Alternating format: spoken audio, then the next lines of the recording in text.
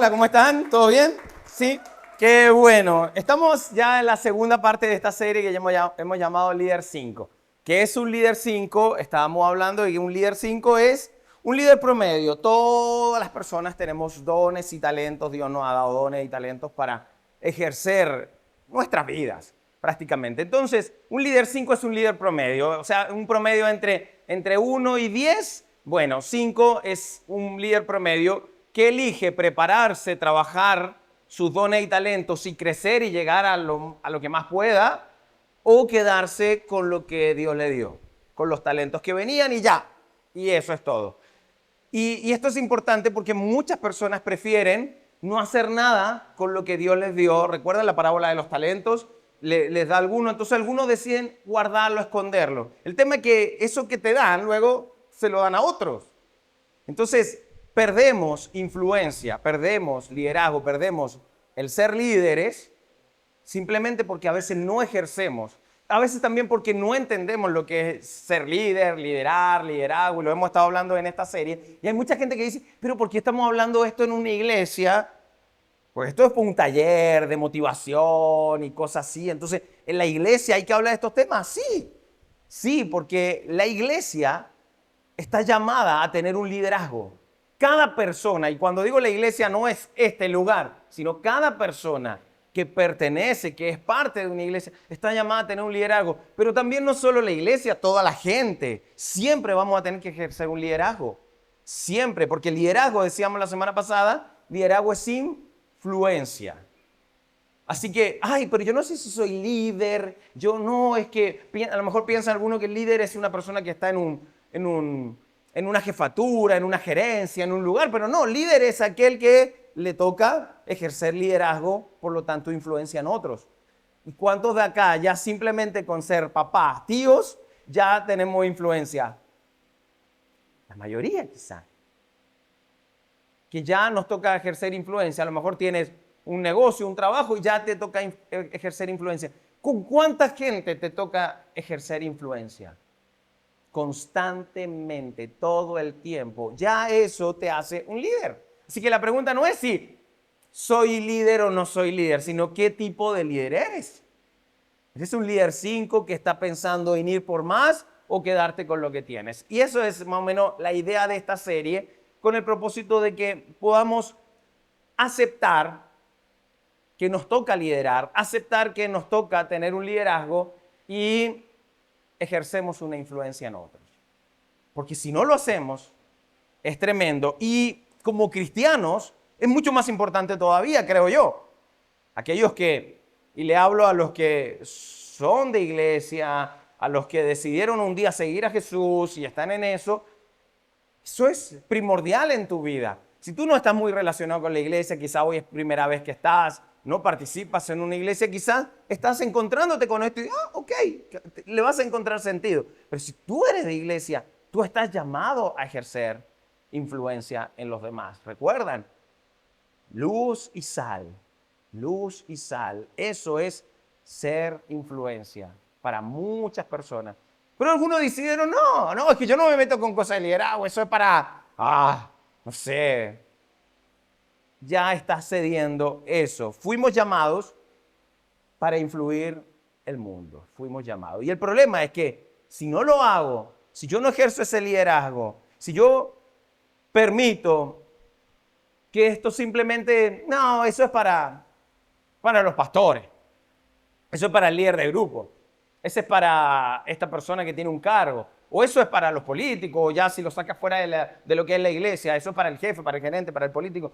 No, fuiste llamado a influir y si no lo haces, terminarás cediendo tu liderazgo. Ya el hecho que seas padre, si tú no ejerces tu llamado a influir en tus hijos, alguien o algo va a influir en tus hijos.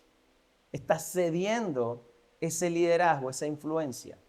Ay, que yo no soy líder. Ya empezaste a ceder. Así que ahí en ese momento tienes que decir, no, sí. Y líder no es una posición, así que no es que digas líder, porque estás pensando en una persona. Es tener la manera de ser para ejercer liderazgo. Entonces, tienes que asumir que lo eres. con lo que me toca. 2, 3, 4, si tengo un grupo, mis 2 hijos, un hijo, es que soy tío, bueno, te tocará. En algo te va a tocar influenciar a otros. Así que si no lo haces, terminas cediendo tu liderazgo. Y también estuvimos hablando acerca de la incertidumbre. Qué importante la incertidumbre. Y en la incertidumbre, y es por eso que en la incertidumbre todos buscamos dirección en ¿quiénes? En los líderes. Buenos o malos. ¿Por qué exigimos cosas a los políticos? ¿Te guste o no? ¿Pero por qué? ¿Por qué naturalmente lo hacemos? Porque son los que están encargados de liderar el país. Así que cuando hay incertidumbre, naturalmente vamos a buscar dirección en los líderes. Cuando empezó la pandemia, yo les contaba la semana pasada, mucha gente me preguntaba a mí, gente de la iglesia, y a mí me decía, ¿por qué me preguntan a mí? Bueno, porque ejerzo un liderazgo y la gente me preguntaba y yo estaba más perdido que muchos de ustedes. Pero es por eso. Decíamos también, la incertidumbre es la razón por la cual el mundo necesita líderes. Porque todos vamos a pasar por momentos de incertidumbre. Y hablábamos de la pandemia y de diferentes cosas que nos pasan. Y hay incertidumbre ahora con la situación que está ocurriendo en Estados Unidos, Latinoamérica, Venezuela. Y hay incertidumbre. ¿Y qué va a pasar? ¿Qué va a pasar? ¿Un cambio de gobierno? ¿Qué va a pasar? Incertidumbre, incertidumbre. Y yo terminé la semana pasada diciéndoles, y si no han visto el mensaje, véanlo, la incertidumbre, por más terrible que la veamos, la incertidumbre es un espacio que Dios nos da para confiar en Él. La incertidumbre es terreno de Dios. Pero si no estamos arraigados a un liderazgo mucho más fuerte, a un liderazgo, por ejemplo, el de Jesús, vamos a ser un corcho en el mar donde vamos, la ola nos va a llevar donde sea. Donde nos lleve la corriente, para allá vamos. Y hay gente que vive así, peor, cristianos que viven así. Nosotros tenemos un timón, tenemos un capitán. Y aunque no sepamos lo que va a pasar, podemos confiar en Él y mantenernos en paz, en medio de la tormenta. Sonó como canción, si quieren la canto. No, mentira.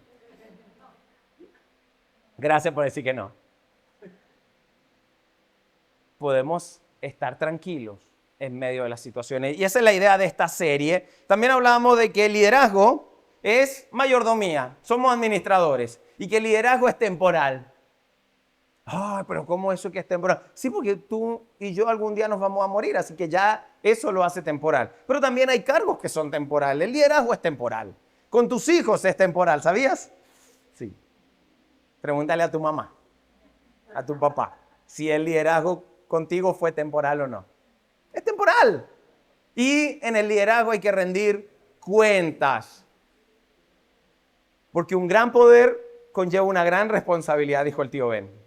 Algunos no me preguntan quién es el tío Ben. No les voy a decir.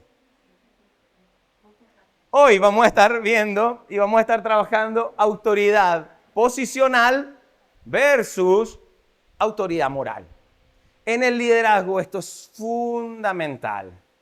Autoridad posicional es lo que tú conoces, un líder, un político, un pastor, un cura, un jefe, un policía en la calle. Es autoridad posicional, hay un cargo, hay un título que le da una autoridad. Y esa es ejercerlo para otras personas. Para bien o para mal, pero hay autoridades posicionales, eso es normal en la vida, es así, hay autoridad posicional. Y puedes tener autoridad posicional sin tener autoridad moral. De hecho, ese es el gran problema de este mundo. Ese es el gran problema en la política, en las religiones incluso, y en tanta cosa. Que hay autoridad posicional, tienen un cargo, pero no hay autoridad moral. Y eso se cae. Pero siguen ahí porque es un puesto de trabajo. Entonces, así más o menos va funcionando. Entonces, en cambio, con la autoridad moral, no necesitas un cargo. No necesitas un título. Puedes ejercer por toda tu vida una autoridad moral sin que exista un cargo. ¿Conoces personas que no tienen un cargo en tu vida, no tienen una posición, o te acercas a ellos no por la posición que tenga, sino por la autoridad moral que tienen. No te importa el título que tenga, te importa la autoridad moral que esa persona tiene en tu vida. Y por eso te acercas y por eso te permites influenciar por esa persona. Quizás más que un cargo. Eso es importante. Puedes tener autoridad moral sin tener un cargo. No tienes que esperar. Cuando me den el cargo me porto bien. Es algo que lo ejercemos cada uno de nosotros. Y les voy a hablar de un hombre que les voy a ir dando un poco su reseña. Ya algunos ya saben de qué voy a hablar. Y este hombre tuvo que ejercer su autoridad moral. Más allá de los cargos y posiciones que obtuvo, tuvo que ejercer su autoridad moral en cada momento. ¿Y por qué lo conocemos? ¿Y por qué Dios lo mostró de la manera y permitió que hiciera lo que hizo? Por su autoridad moral, no por su posición, aunque posiciones tuvo. Este hombre en su adolescencia, autoridad moral e influencia, ¿sí? En su adolescencia, este hombre fue llevado cautivo a Babilonia. Ya si viniste la semana pasada y viste el mensaje, ya sabes de quién estoy hablando. En su adolescencia fue llevado cautivo a Babilonia. Habían cercado Jerusalén, tomaron a los hombres más importantes. Y entre ellos esta persona, y fue cautivo a Babilonia por su inteligencia, por su sabiduría. Destacó por su sabiduría, carácter y fidelidad a Dios. Vivió entre 85 y 90 años que se calcula.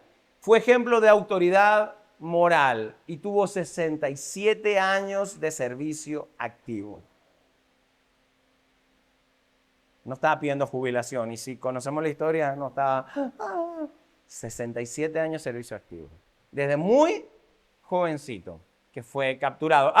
Era esclavo prácticamente, por si acaso.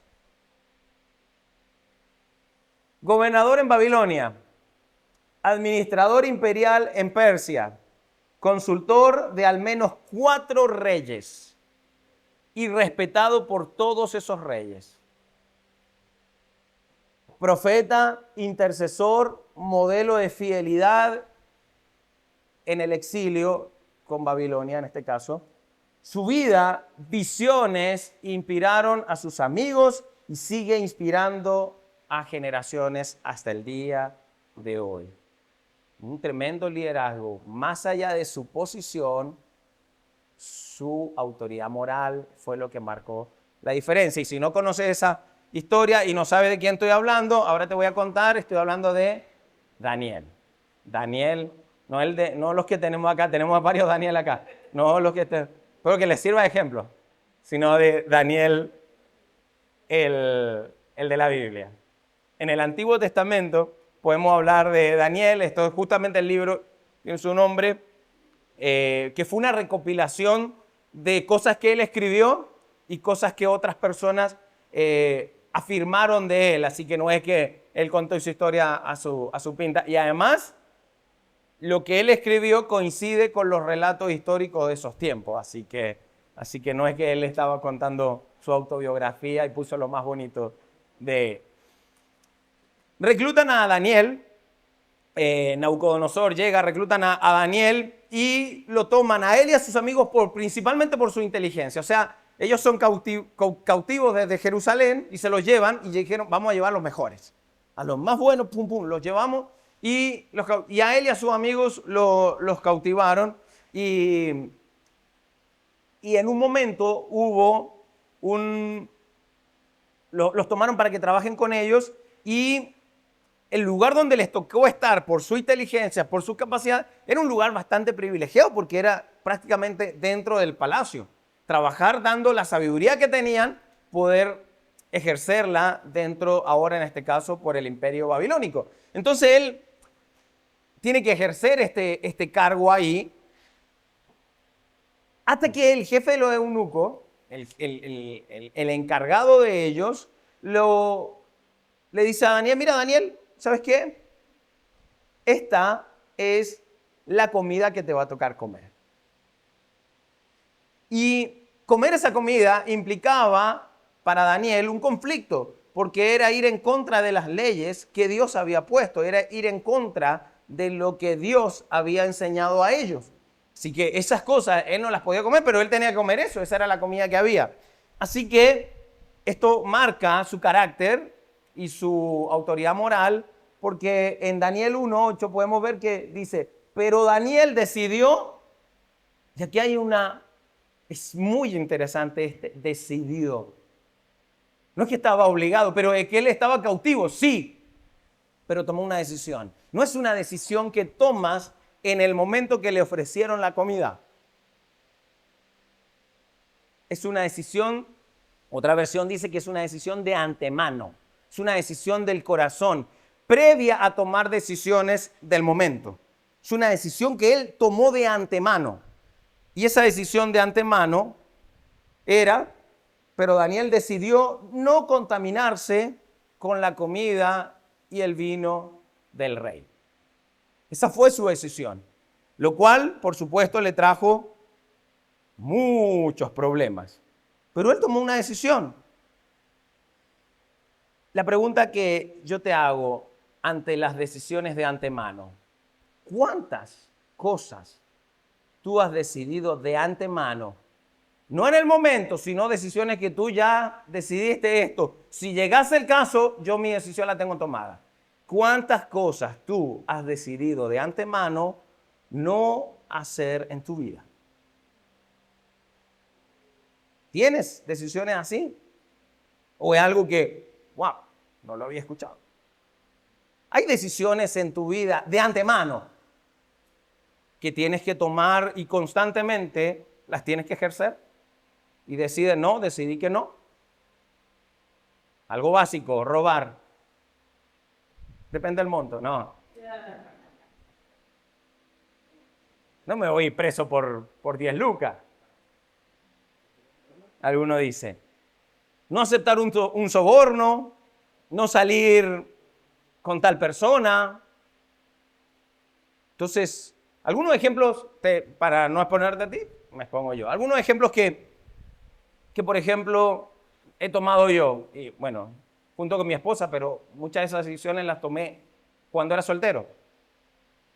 El domingo, yo decidí de antemano los domingos, soy parte de una iglesia, voy a la iglesia. Claro, tú dirías, pues si eres pastor, si no vienes. No, pero esto yo lo decidí cuando no era pastor, cuando era soltero, y tuve que decidir por encima del fútbol, que los que me conocen saben lo importante que es para mí jugar fútbol. Pero esa decisión yo la tomé gustándome, no es que era o voy a la iglesia o consumo drogas, o voy a la iglesia y carreteo. No, era fútbol, buenísimo, y la iglesia. Y yo dije, iglesia. Y encontré ahora a jugar en la tarde.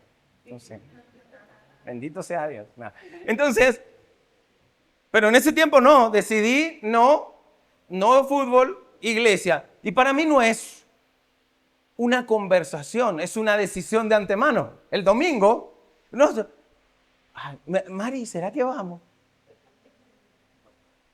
Es que hoy está haciendo calor, pero me dijeron que va a estar un poquito nublado. Vamos.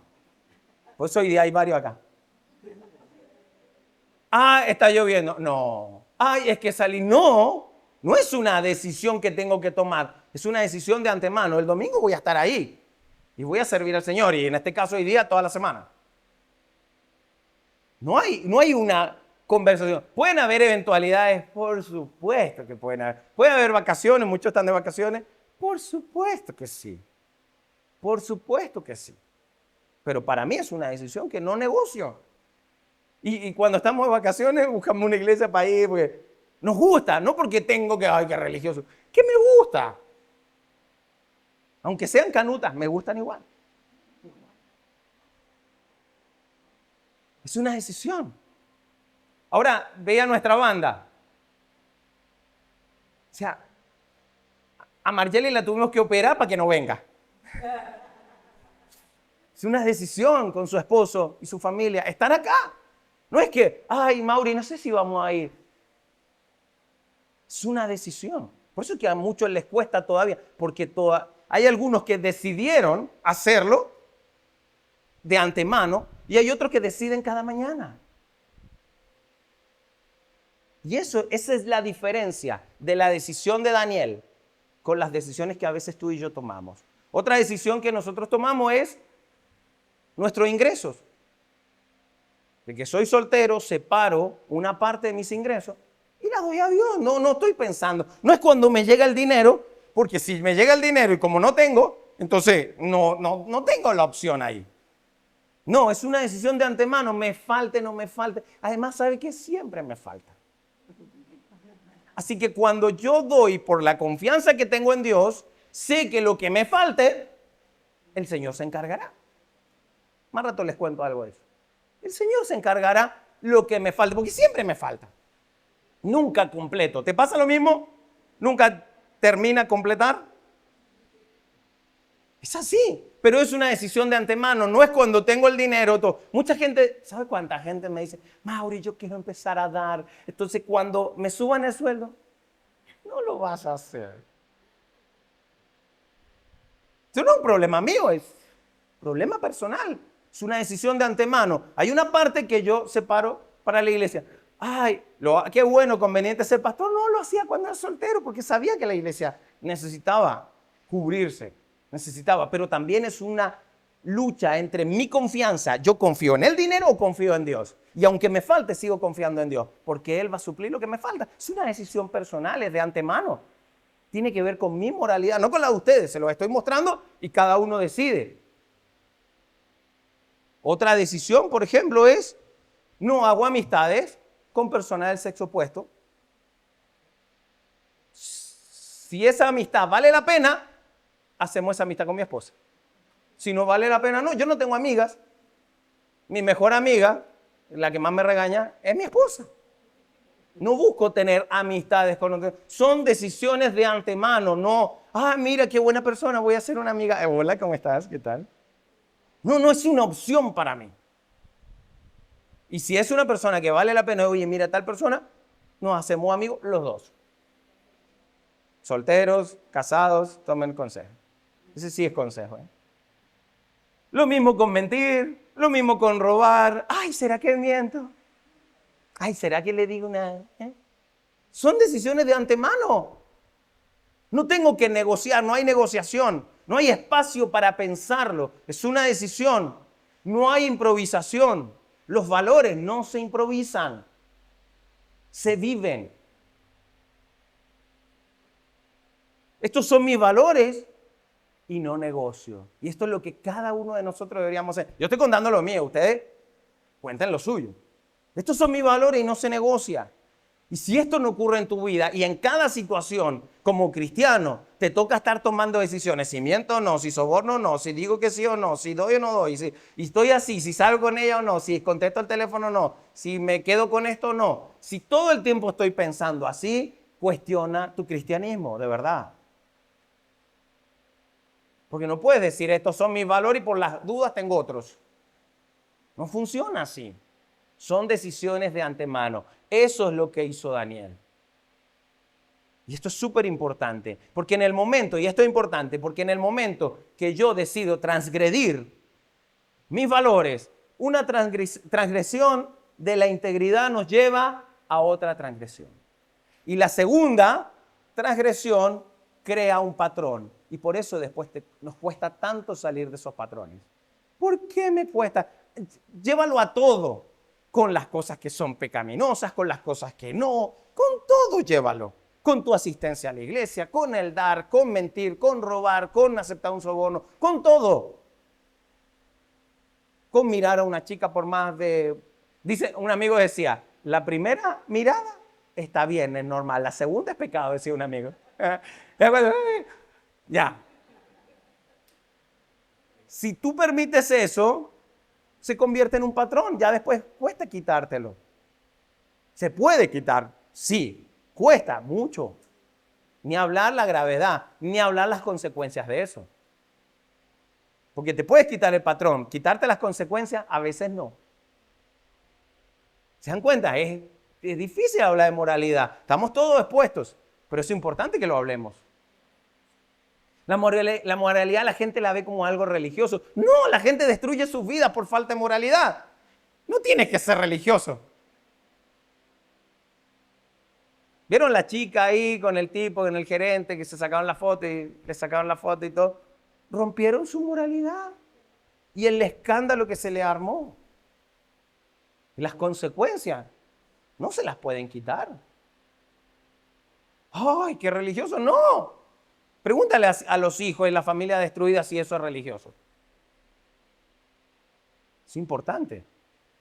Así que, mucho ojo con el primer paso que damos. El segundo ya es más difícil. O sea, es más fácil hacerlo, es más difícil sacarlo. Así que ojo ahí. Y en la vida seremos tentados todo el tiempo. Siempre seremos desafiados en nuestra vida privada. Un montón de cosas de nuestra vida privada van a ser expuestas. ¿Cómo me voy a comportar en mi vida privada? Voy a ser desafiado todo el tiempo. Tengas un cargo, una autoridad posicional, vas a ser desafiado. No lo tengas, vas a ser desafiado. Tu autoridad moral todo el tiempo va a estar en juego. Abierta, desafiada. En poder, el manejo del poder. Cuando tengo poder, ¿cómo lo ejerzo hacia otros? Eso es liderazgo, eso es influencia. ¿Cómo lo voy a ejercer? Lo mismo con el dinero. ¿Cómo voy a ejercer? ¿Cómo voy a manejar el asunto del dinero? ¿Cómo voy a manejar, por ejemplo, las relaciones? ¿Qué tipo de relaciones voy a llevar en mi vida? Jóvenes, es importantísimo. Por eso tus papás se preocupan tanto de con quién te juntas.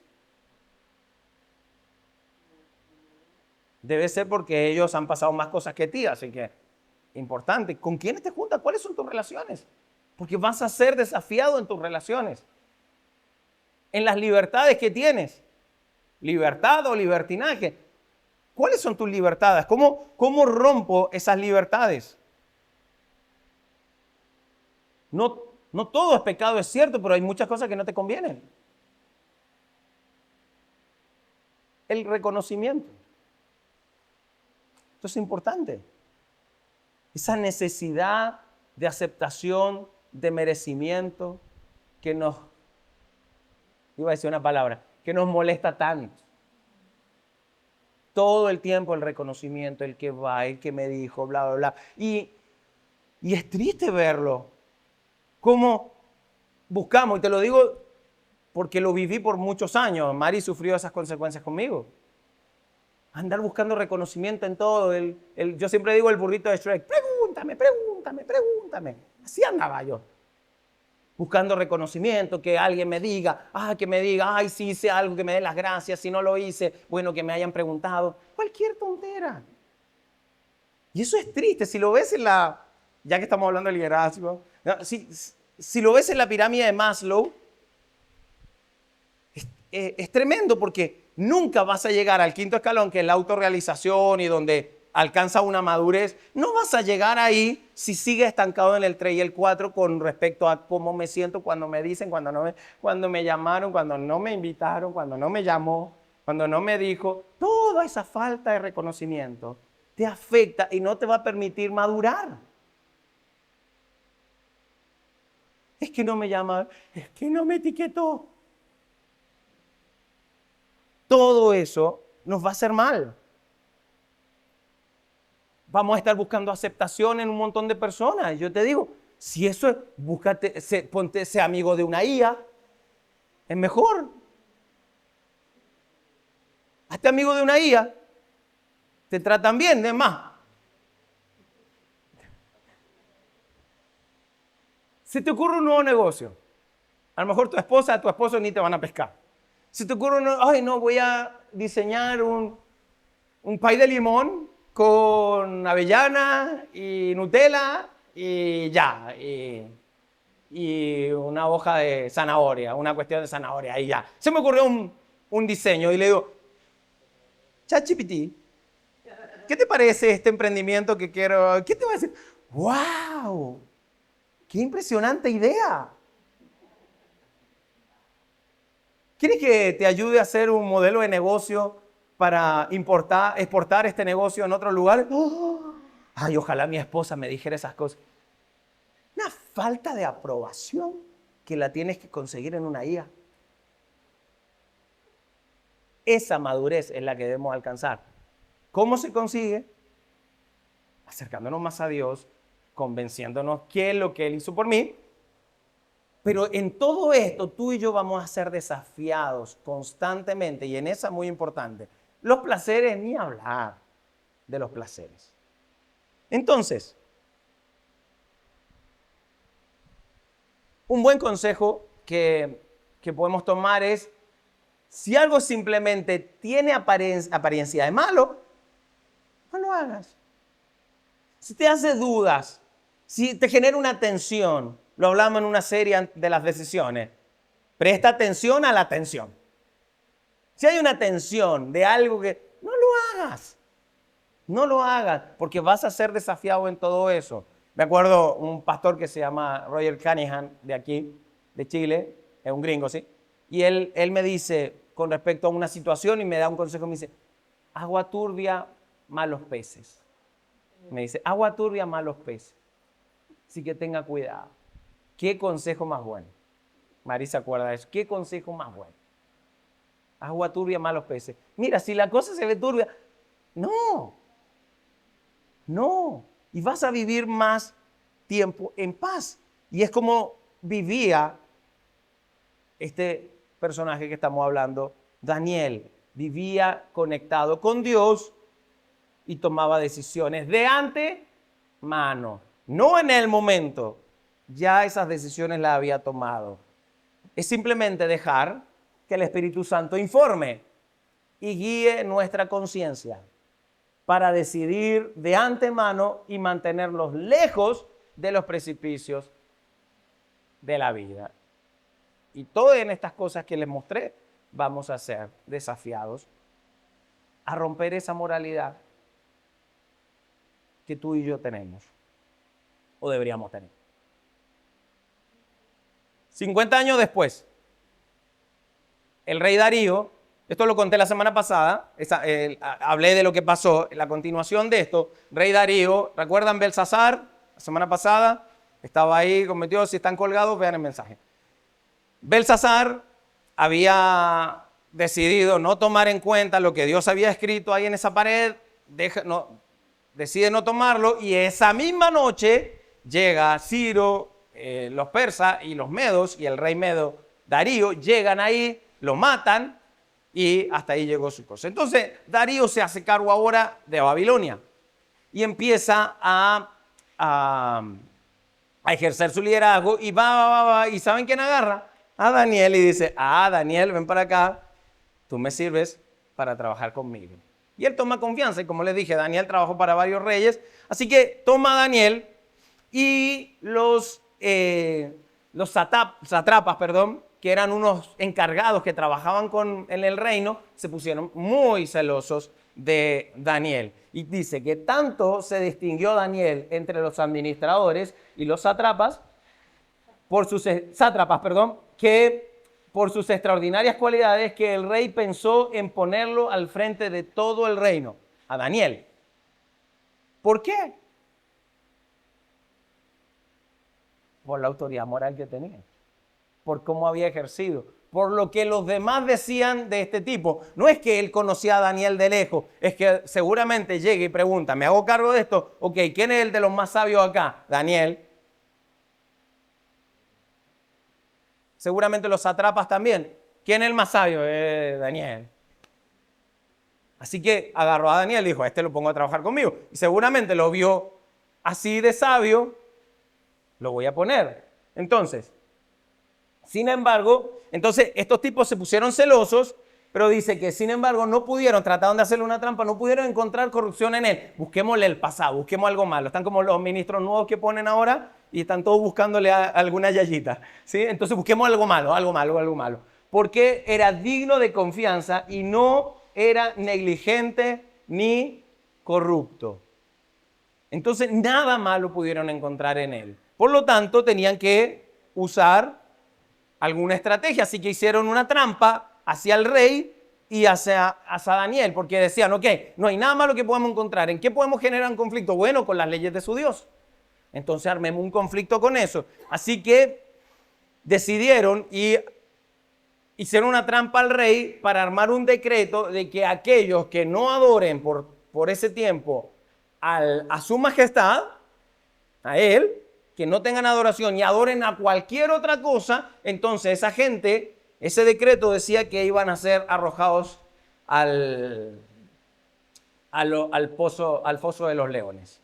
Así que les cuenta esto, por supuesto los demás dijeron, y el rey toma esto y dice, bueno, si no me alaban a mí, yo no quiero que alaben a otros dioses. Estamos hablando, no era un dios, era un dios medo, no era un dios creyente, no creía en Dios. Hasta ahí conocía a Daniel nada más. Sabían del Dios de Daniel, pero nada más. Así que el tipo dice, ok, ese es el decreto. Entonces, ¿qué hizo el rey Darío? Expidió, el decreto y lo puso por escrito. Listo, ahí está. Ese es el decreto. El que adore a otro Dios, que no sea a mí, que no sea al Dios que nosotros creemos, entonces, ¡pum!, con los leones. Así que esa fue la decisión. Pero, ¿qué haces cuando estás seguro de que hacer lo correcto te va a costar? ¿Qué era lo correcto para Daniel? Adorar a su Dios. Tener al menos 3 oraciones al día, como era de costumbre para los judíos en esos tiempos. 3 oraciones con él. Entonces, ¿qué hacemos? ¿Qué haces tú? ¿Qué hago yo? Cuando estamos seguros de que hacer lo correcto nos va a traer problemas. ¿Qué hacemos? Y esto pone en conflicto nuestra moralidad, por supuesto. ¡Wow! Hacer lo correcto me va a traer problemas.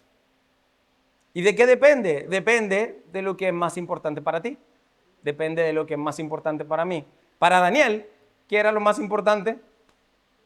Dios. Dios era lo más importante, así que él abrió su ventana como de costumbre, apuntando a Jerusalén, y oraba 3 veces al día. Por supuesto, lo descubrieron los sátrapas, lo agarran y lo llevan a donde el rey, dado que había un decreto. Cuando Daniel se enteró de la publicación del decreto, se fue a la casa, subió a su dormitorio, cuyas ventanas se abrían en dirección de Jerusalén, y allí se arrodilló y se puso a orar y a alabar a Dios. Daniel sabía que esto iba a ser complicado, pero él sabía que Dios determina los resultados en su vida. No, pero los resultados los determinan las acciones. Sí, es cierto. Pero cuando tú crees en Dios, entiendes que los resultados los determina Dios. Así que, ¿en qué momento Daniel ganó? Pensemos, todo lo que se le viene, leones y todo eso. ¿En qué momento Daniel ganó? En el momento cuando se arrodilló y se puso a orar a Dios. En ese momento ganó. ¿Con quién? Con lo más importante que era él. Me encanta cuando en el Nuevo Testamento dice, ¿por qué le tiene miedo a esto, a esto? Y tenía miedo a un montón de cosas y Jesús está hablando de eso. Téngale miedo al que puede quitarte la vida. Téngale miedo a Dios, no a otras cosas. Bueno, Daniel sabía quién era Dios. Así que él decía, uy, ¿sabe qué? Yo voy a hacer lo correcto. Así que, ¿qué pasó? Estos tipos logran persuadir al rey, ya estaba el decreto, así que lo mandan a los leones, lo atrapan. El mismo rey trató de salvarlo, no pudo, léanlo ahí, no pudo salvarlo, así que con su propio anillo tuvo que sellar ese decreto y metieron a Daniel al foso de los leones y con el decreto del rey. Y el rey no quería, no lo pudo salvar porque le habían hecho esta trampa. Así que el rey, ¿qué hace? Está ahí y grita hacia adentro donde estaba Daniel. Que tu Dios, a quien sirves continuamente, se digne a salvarte. Y lo decía de corazón, no es que te salve tu Dios, no. Lo estaba diciendo de corazón porque intentó sacarlo de ahí. Así que el rey estuvo así, estuvo pensando, dice que no durmió en toda la noche, Entonces, cuando amaneció, tan pronto como amaneció, se levantó, fue al foso de los leones, ya cerca, lleno de ansiedad, gritó: Daniel. Fíjate que hay una especie de fe en él. Daniel, siervo de Dios viviente. No sé en quién estoy orando, pero seguramente él decía así: Daniel, siervo del Dios viviente. ¿Pudo tu Dios, a quien sirves continuamente, salvarte de los leones? Quizás hasta el rey se veía ridículo. Gritaba, imagínense la guardia que estaba afuera y el rey si entró al pozo de los leones, ahí la gente se muere. Ridículo. No le habrán dicho eso al rey, pero él fue con esa actitud. Es una forma de fe. Porque es importante, ya que hacer lo correcto para Daniel es la victoria. Entiendan, Daniel ya había ganado por su decisión de antemano. Ya él había ganado. Así que, y entendía que Dios determinaba su resultado. Esto es lo que te permite dormir tranquilo. Irte a dormir, poner tu cabeza en la almohada y dormir. Esto es lo que te permite. Daniel ya había ganado con eso, independiente del resultado. ¿Cómo que termina la historia? Entonces el rey ahí preguntando: Daniel, ¿será que estás vivo? ¿Tu Dios te habrá salvado? ¿Qué? Y le dice: que viva, responde Daniel, que viva el rey por siempre, contestó Daniel. Mi Dios envió a su ángel, a quien cerró la boca de los leones. No me han hecho ningún daño, porque Dios bien sabe que soy inocente. Tampoco he cometido nada malo contra su majestad. Si ustedes siguen leyendo la historia,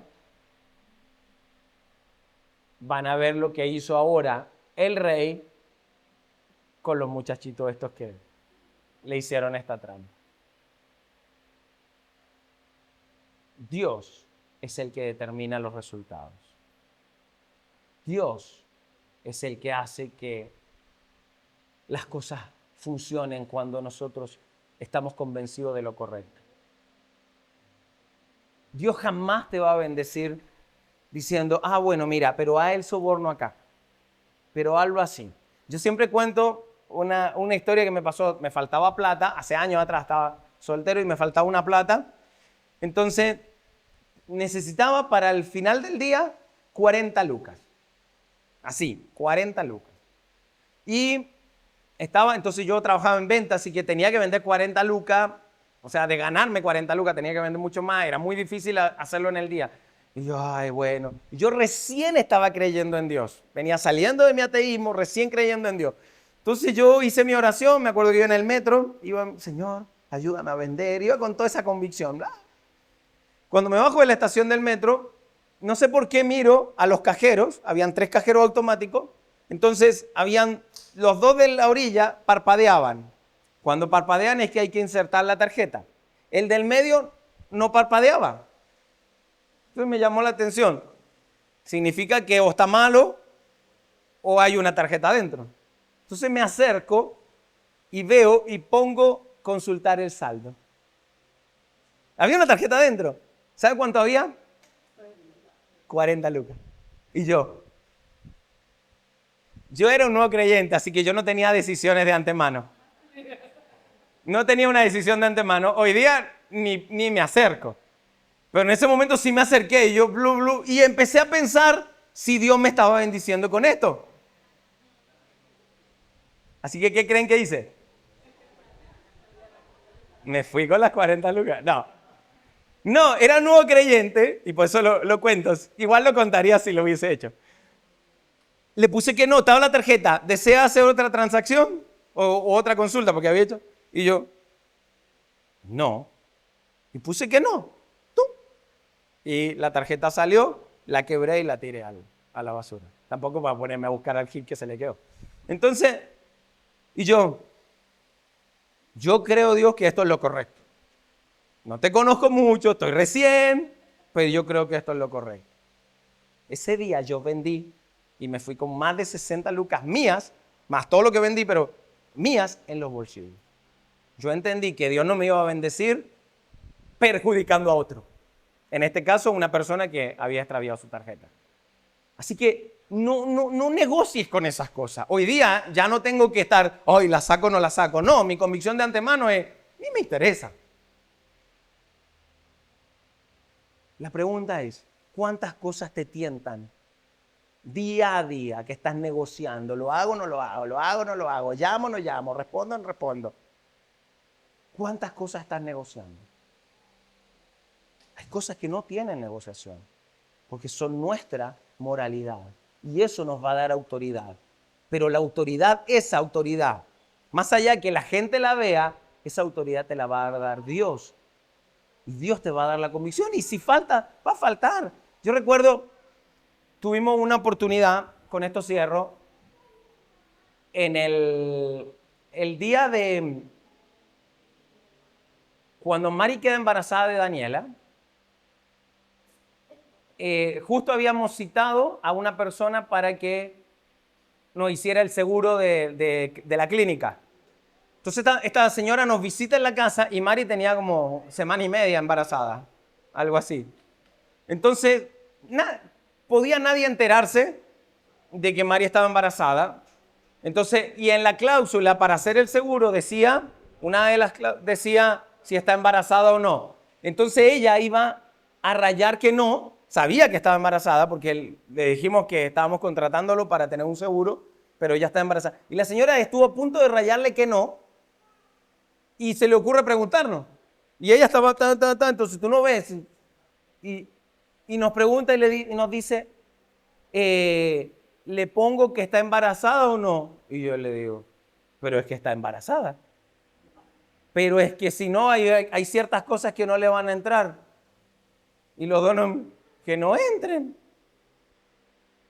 O sea, el seguro que cubra lo que tenga que cubrir, lo que no cubra.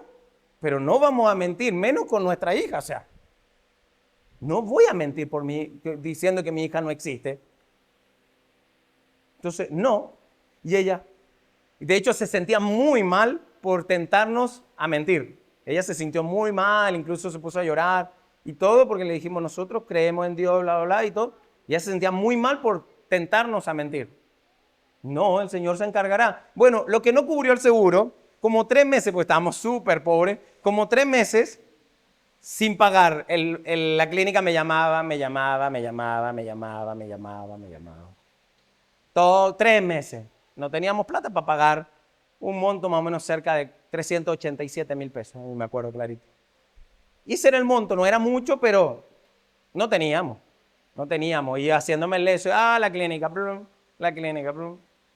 Bueno, un día una persona que me había visto 2 veces, esa vez que lo vi y otra vez, de la nada, en una conversación, de la nada. Estábamos conversando de cualquier otra cosa, estábamos entre pandemia y estallido social, más o menos fue así. Y esta persona va y me dice, Mauricio, espérate. Sí, me hacía así yo. Y agarra una bolsa y me dice, toma, esto es para ti, no me preguntes nada. Esto es para ti, para tu familia. Obviamente, en el momento que lo tomo, me di cuenta que era dinero. Y yo, dijo, es para ti. Que Dios te bendiga muchísimo. Él es un cristiano. Entonces, que Dios te bendiga muchísimo. Pero no me preguntes nada. Yo, listo, gracias. Yo guardé eso y yo dije, Mari, me voy directo a la casa, pues tengo que contarte algo. Yo no conté nada, bla, bla, bla. Nosotros llegamos a casa y el monto, cuando contamos el dinero, el monto era el monto de la clínica. No teníamos plata para pagar eso. Pero esas cosas ocurren. ¿Por qué? Porque nosotros fuimos fieles.